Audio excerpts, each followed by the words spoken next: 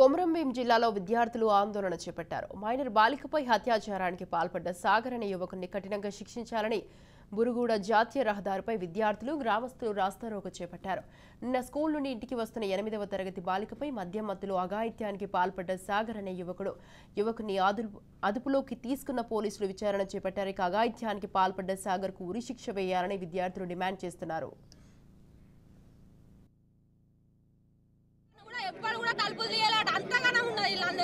మనుషుల పశువుల న్యాయం జరగాలి. మాకు ఉరిశిక్ష పడాలి.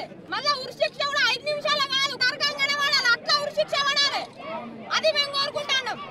పోలీసులు కూడా ఏం చేస్తలేరు. స్టేట్మెంట్ అది అంటారు కానీ ఒక్కడు కూడా చేస్తలేరు. అందరూ పేర్లు తీసుకొని నోట్ల పంట తిరుగుతారు కొడుకులు. ఉరిశిక్ష పడాలి ఖచ్చితంగా చెప్తాను. అందుకే మేము అంటున్నాం. మొన్న జరిగింది కూడా ఎప్పుడు కూడా తలుపులు తీయాలట. అంతగానే ఉన్నది. వీళ్ళందరూ మనుషుల పశువుల న్యాయం జరగాలి. మాకు ఉరిశిక్ష పడాలి. మళ్ళీ ఉరిశిక్ష కూడా 5 నిమిషాలు కాదు, కరకంగానే పడాలి. అట్లా ఉరిశిక్ష పడాలి. అది మేము